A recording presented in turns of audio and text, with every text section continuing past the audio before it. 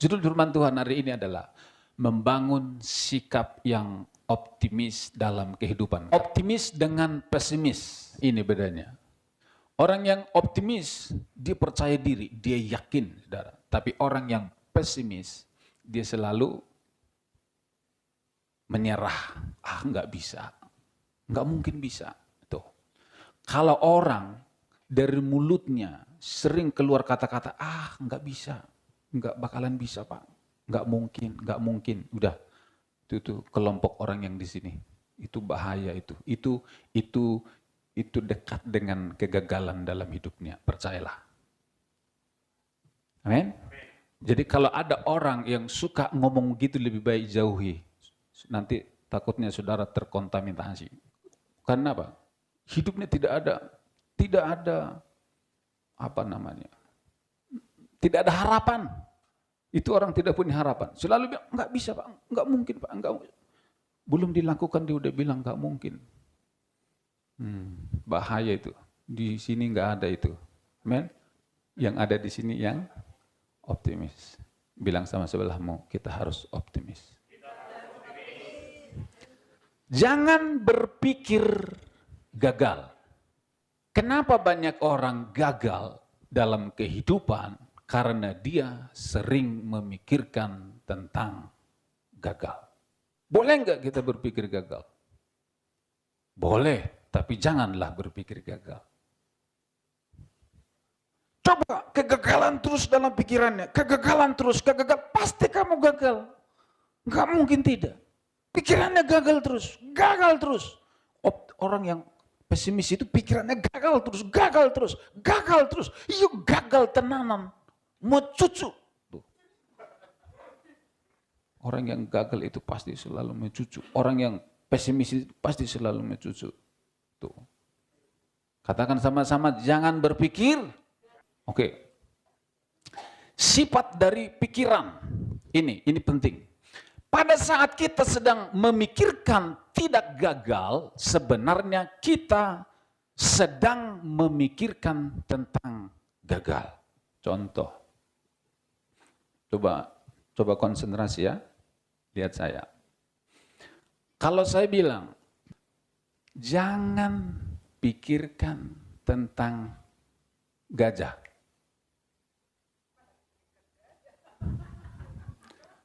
Pada saat yang sama, saudara sedang memikirkan gajah. Kan saya bilang, jangan dipikirkan gajah. Kenapa dipikirkan gajah? Ya, oke. Saya coba lagi, konsentrasi. Ikuti ya arahan saya. Jangan pikirkan tentang wanita cantik. Pak Joko malah senyum-senyum. Wah, ini bahaya ini. Kan saya bilang jangan pikirkan tentang wanita cantik. Pak Joko malah pikirkan rambutnya panjang. Jangan pikirkan tentang gagal. Apa yang ada di pikiran saudara? Itulah sifat dari pikiran. Itulah sifat dari pikiran. Sifat alami pikiran manusia begitu. Jadi supaya kita tidak memikirkan tentang gagal, janganlah pikirkan tidak gagal. Tapi pikirkanlah tentang sukses. Artinya berbalik. Kalau jangan pikirkan gajah, pikirkan langsung kelinci. Supaya apa? Supaya tidak ingat gajah. Itu. Langsung berbalik. Itu.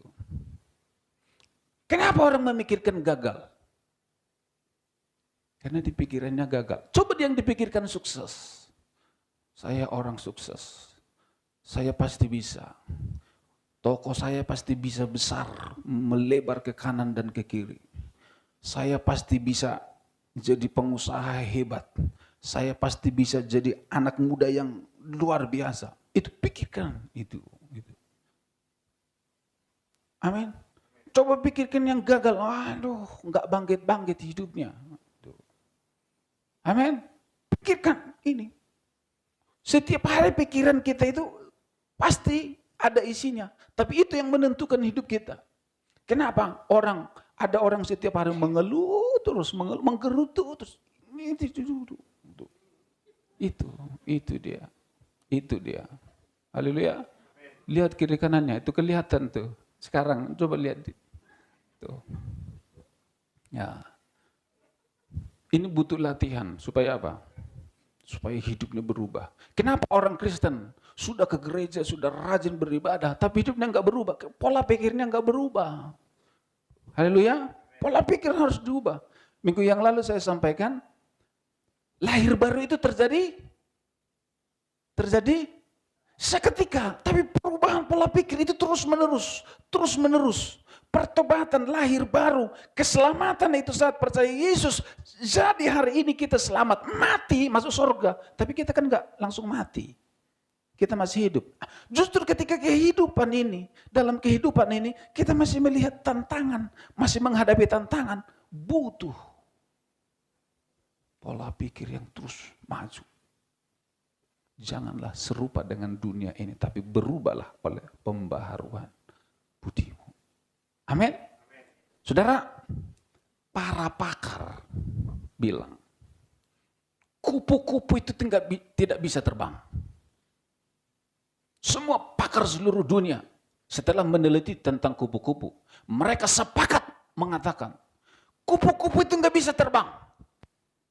Tapi nyatanya, kupu-kupu bisa terbang. Saudara tahu kenapa?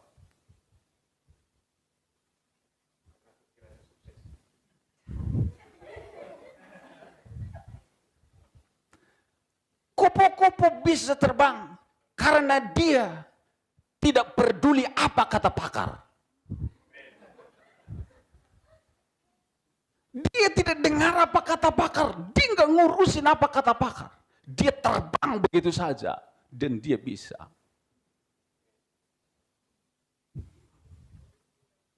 Amin. Iya. Kenapa dia bisa terbang? Pakar urusin meneliti, saya makan atau tidak, pakar nggak ngurusin. Saya terbang. Amin. Ya.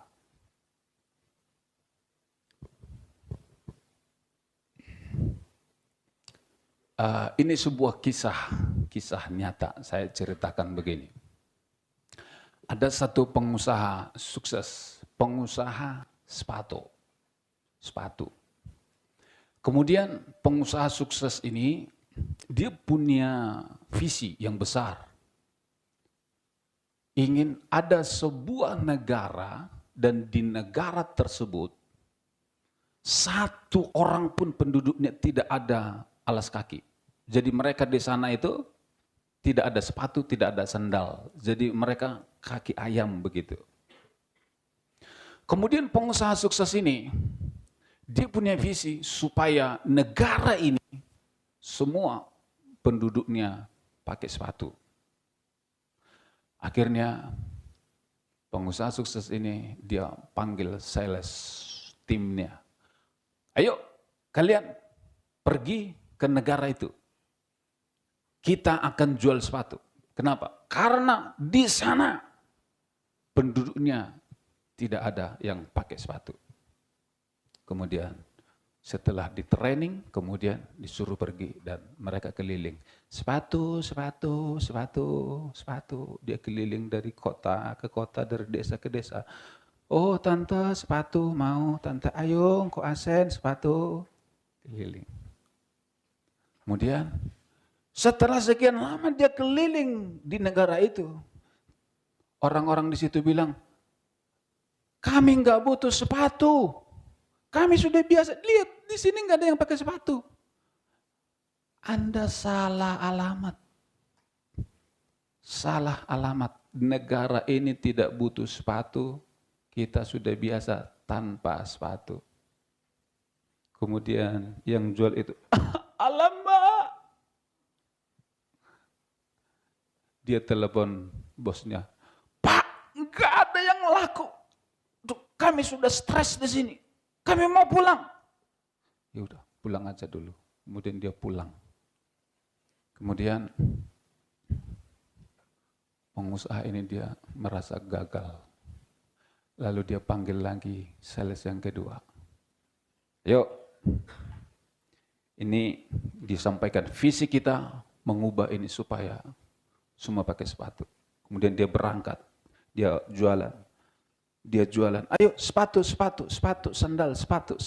Kemudian dia berjuang, ayo, kemudian dijual. Orang bilang, kemarin sudah ada yang jual. Di sini nggak butuh sepatu, bro. Kita sudah dari nenek moyang tidak pakai sepatu, kaki kita sudah seperti baja semua. Kemudian dia tawarin, kemudian akhirnya orang ini dia berusaha meyakinkan, membujuk supaya penduduk di negara itu pakai sepatu. Nah, kemudian mulai ada orang yang beli. Kemudian, ketika ada orang yang beli, kemudian habis barangnya. Dia telepon bosnya. Bos, habis. Kirim lagi. 5 kontainer. Kemudian dia jual. Makin laris, habis. Bos, kirim lagi 10 kontainer. Habis. Akhirnya semua penduduk ini pakai sepatu. Mereka cantik-cantik dan ganteng-ganteng. 2 orang sama-sama bekerja yang sama. Tapi satu gagal dan satu sukses. Apa yang membedakan? Justru mereka tidak punya sepatu, butuh sepatu. Pasti mereka selalu ada tantangan. Tetapi meyakinkan terus, kita pasti bisa. Akhirnya bisa juga. Apakah saudara kelompok yang gagal atau saudara kelompok orang yang berhasil? Katakan pada dirimu, saya mau jadi orang yang berhasil. GSJA visinya ke depan akan menjadi gereja terbesar. Saudara yang tidak yakin, saudara sedang pesimis. Berarti saudara orang gagal apa orang sukses? Sebagian dari kita pasti ada berpikir, terbesar. Tertawa di hatinya. Gak mungkin, Pak. Tapi saya bilang, akan menjadi gereja terbesar. Saya ngomong dengan yakin dan percaya diri. Sekalipun itu belum terjadi. Tinggal ngomong kan? Apa susahnya? Ngomong aja susah, gimana mau merealisasikannya? Iya kan? Kalau sudah ngomong gagal, pasti merealisasikannya pasti gagal. Yang direalisasikan kenapa yang diomongkan dan dipikirkan? Haleluya. Kalau kita sudah berpikir gagal dulu, apa lagi yang mau dikerjakan? Kalau kita sudah bilang, nggak mungkin, nggak mungkin lakukan apa-apa. Ya sudah berpikir gagal. Jangan berpikir gagal. Kalau saya berpikir gagal, saya langsung pesimis, saya langsung pulang. Nggak ada saudara di sini. Tapi saya nggak peduli apa kata pakar.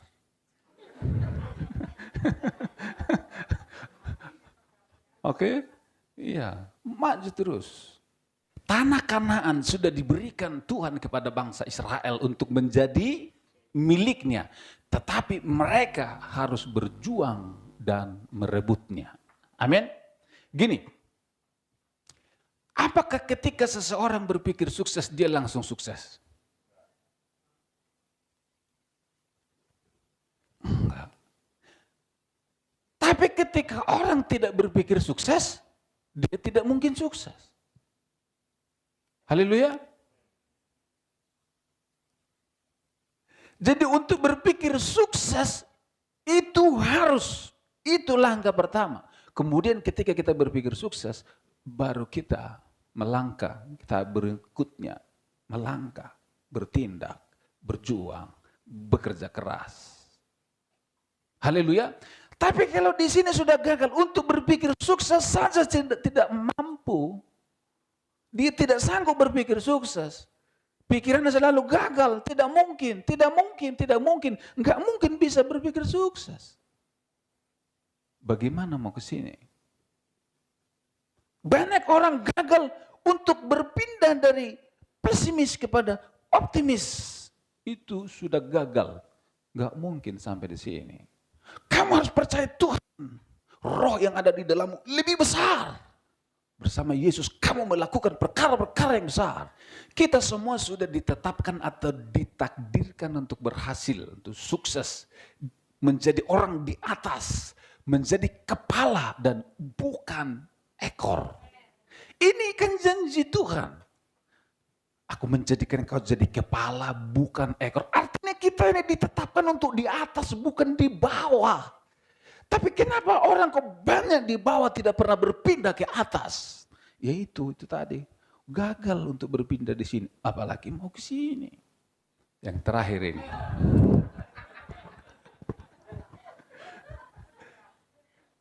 Ini 12 pengintai dari bangsa Israel. Ketika disuruh Musa.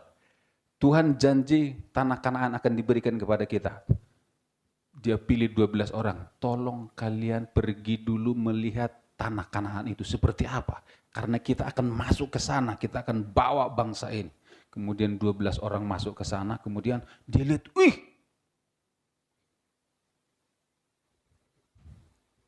Dia lihat daerah makmur. Dia bawa anggurnya besar, buah-buahan, wih hebat. Ketika mereka pulang, mereka bawa laporan kepada Musa. Musa hebat. Negeri itu, kata mereka, dari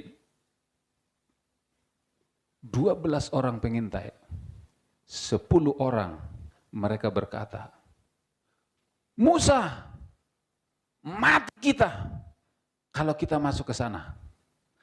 Kenapa? Di sana orangnya hebat-hebat, raksasa semua. Kita ini seperti belalang. Musa, kita nggak usah maju, mati kita.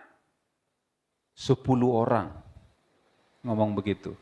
Tapi yang 2 orang, yang bernama Yosua dan Kaleb, dia bilang, Musa, negeri itu sudah dikasih Tuhan sama kita. Kita pasti bisa. Kita rebut. Itu milik kita. Kita harus jalan. Saudara, kemudian Musa bilang, ayo berangkat. Mereka berangkat. Tapi yang 10 orang itu membuat orang Israel ketakutan. Orang Israel ketakutan, Musa, gimana ini Musa? Kita hidup apa mati? Itu mempengaruhi bangsa Israel jadi pesimis. Tapi Yosua dan Kaleb mempengaruhi bangsa Israel optimis. Ayo, kita pasti bisa, kita pasti bisa. Yang 10 melihat fakta yang sama dengan yang 2. Sama-sama melihat kota itu, sama-sama mengamati, tapi responnya berbeda. Yang satu bilang, kita bisa. Yang lain bilang, Pak, ampun, nggak bisa.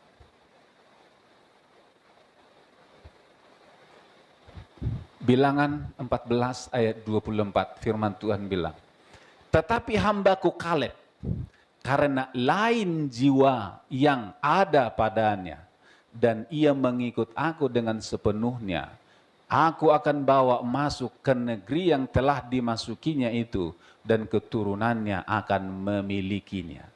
Kaleb lain jiwanya. Yosua dan Kaleb itu lain jiwanya. Semangatnya lain. Optimis, sikapnya lain. Beda dengan yang 10. Hanya Yosua, generasi Yosua dan Kaleb yang berhasil masuk ke tanah perjanjian. Sementara yang lain mati semua di padang gurun. Di dalam terjemahan yang lain bilang begini, terjemahan ini. Namun hambaku Kaleb, karena dia mempunyai roh yang lain bersamanya. Mempunyai roh yang lain, di dalamnya lain. Dia sepenuhnya mengikuti aku, maka aku akan membawa ke sana, ke dalam negeri yang telah dia masuki, dan keturunannya akan memilikinya. Ini jiwa, lain jiwanya. Kenapa jiwanya Kaleb dan Yosua lain? Karena ini, hati kita butuh hadirat Tuhan, butuh ibadah, butuh baca firman Tuhan, butuh butuh doa, butuh hubungan dengan Tuhan. Supaya apa? Supaya hati kita, jiwa kita kuat dan jiwa kita mempengaruhi pikiran kita. Amin. Ya. Mari kita bangun hati kita, saudara. Dekat dengan Tuhan. Supaya jiwa kita, roh kita semakin kuat. Mari kita bangkit berdiri bersama-sama. Kita datang kepada Tuhan. Tuhan tidak pernah menetapkan satu pun dari antara kita untuk gagal.